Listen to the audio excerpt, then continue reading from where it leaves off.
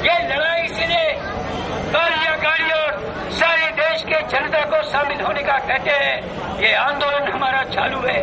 इसीलिए nuclear deal के मुद्दे के ऊपर में मार्क्सवादी कम्युनिस्ट पार्टी, भारतीय कम्युनिस्ट पार्टी, दूसरी तरफ पार्टियों ने मनमोहन सिंह के पहले सरकार का समर्थन वापस लिया था। आज क्या बोलते हैं वो, न्यूक्लियर इक्विपमेंट बनाएंगे। अरे न्यूक्लियर इक्विपमेंट में कितनी बार दुर्घटना हुई है। वो बोलते हैं कि अमेरिकन कंपनी को कोई भी दुर्घटना होगी, लोग मारे जाएंगे, उसको कोई हर्जाना नहीं देना चाहिए। इसलिए कानून हो, बराक ओबामा इसलिए यहाँ पर आया है।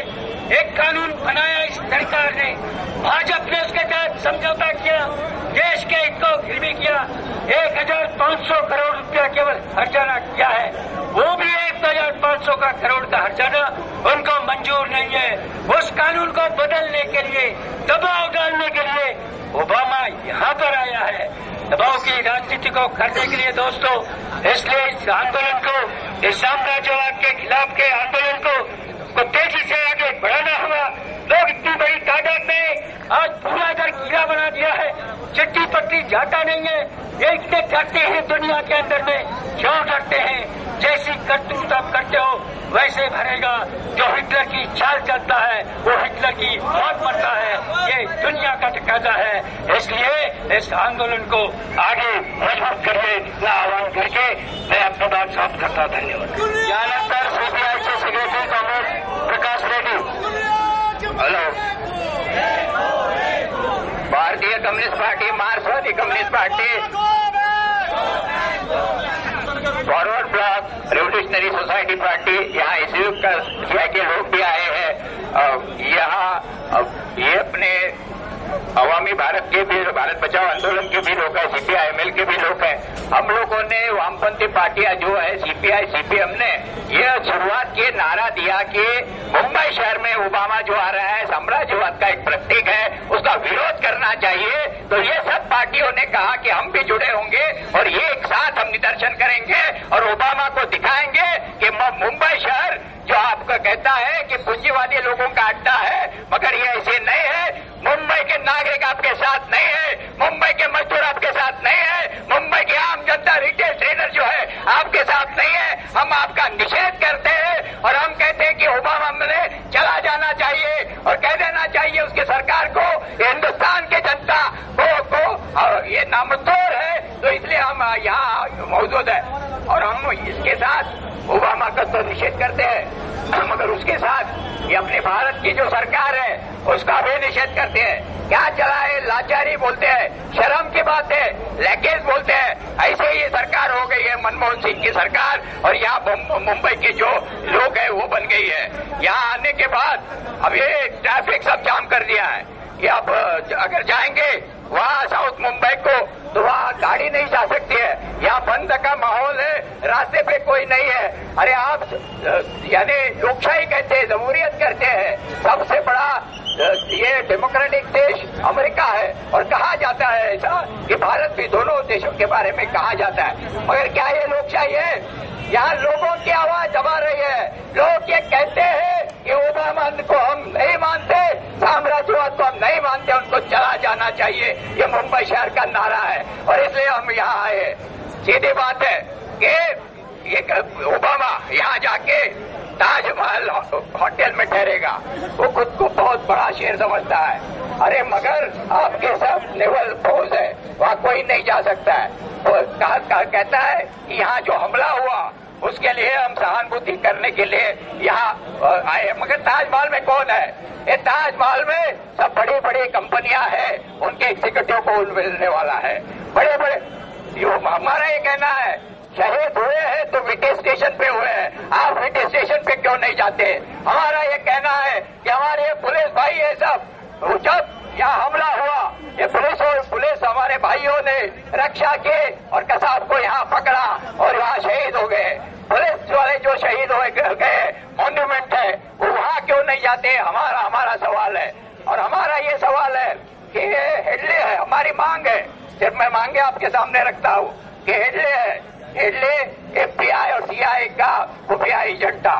वह 2005 साल से दुनिया में घूमता था, वो ताजमहल में आके गया, उसको मालूम था कि यहाँ हमला होने वाला है, और ये उसने अमेरिका को भी कहा, मगर अमेरिका ने भारत को ये जानकारी नहीं दी।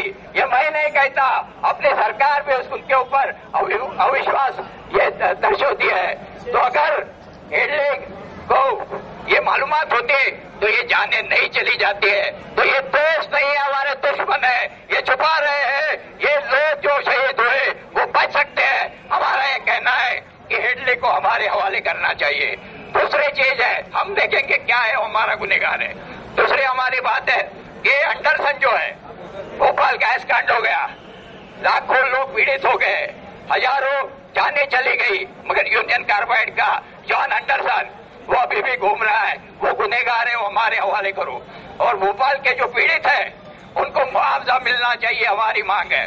हमारी तीसरी मांग है कि रिटेल ट्रेड है, करोड़ों करोड़ों व्यापारी है, छोटे छोटे व्यापारी है, फेरी वाले हैं, मगर ये रिटेल में अमेरिकन पूंजी आ रही है, तो पूरे करोड़ों लोग बेकार होने वाले हैं। ये हमारे देश के जनता के खिलाफ ये अमेरिकन रिटेल पूंजी है, ये नहीं आना चाहिए। हमारी मांग है, हमारी ये मांग है कि अमेरिका वर्ल्ड बैंक है, इंटरनेशनल मॉनेटरी फंड है, उनका ये कहना है कि यहाँ के जो लोग हैं वो अपने खेती में, एग्रीकल्चर में विदेशी पूंजी आते हैं, उसके हम खिलाफ हैं। हम पुलिसों को विनती करते हैं। तो ये सब हमारे मांग एक है कि ये निषेध करना चाहिए, और इराक में जो फौजी है उसका निषेध करना चाहिए। पुलिस को भी हम विनती करते हैं, हम शांतता पूर्वक लेते हैं। बाकी सब साथी है तो बाकी सब साथी उसको भी 2 मिनट बोलेंगे, तो इससे मैं रुक जाता हूँ।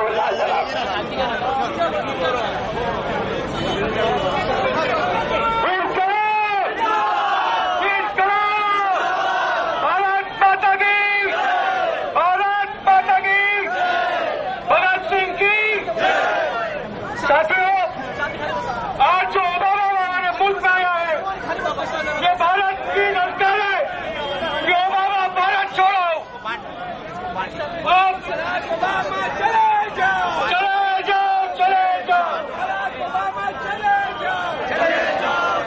आज ओबामा का ये हाल है कि अपने मुल्क में इलेक्शन आ चुका है। जो इलेक्शन हुआ वहाँ जो गरीब जनता है, जिसके आंखों में बहुत आशा थी कि एक काला आदमी है जो हमें बचाएगा, वो सब आज मायूस हुए हैं। ओबामा एक झूठा आदमी है, वो अमेरिकी साम्राज्यवाद का एक लिबरल चेहरा है, वो बुश का ही काम कर रहा है। अफगानिस्तान में जंग और बदतर हुई है, इराक में आज भी 50,000 अमेरिका की फौज मौजूद है, 1.5 लाख मर्सिनरीज मौजूद है। पाकिस्तान के साथ जो अमेरिका का गठबंधन है, पाकिस्तान बर्बाद हो चुका है। हमारा बोलना है कि एशिया के मुल्क को एक साथ आना चाहिए। चीन और भारत के बीच में जो तनाव पैदा हो रहा है, भारत और पाकिस्तान के बीच में जो तनाव पैदा हो रहा जा रहा है, वो सब यहाँ की कॉर्पोरेट मीडिया, यहाँ की बिकाऊ कॉर्पोरेट मीडिया और यहाँ की मनमोहन और वाजपेयी जैसे लोग जो देशद्रोही लोग हैं, उनके कारण हो रहा है। इस देश की वामपंथी आंदोलन, इस देश का फुले अम्बेडकरी आंदोलन, यह देश की जो देशभक्त जनता है, ये हमारी एक जिम्मेदारी है, ये हमारी नैतिक जिम्मेदारी है कि आजादी की जंग लड़े, और ये निरंतर जंग चलती रहेगी जब तक अमेरिकी साम्राज्यवाद खत्म नहीं होता। इनकलाब!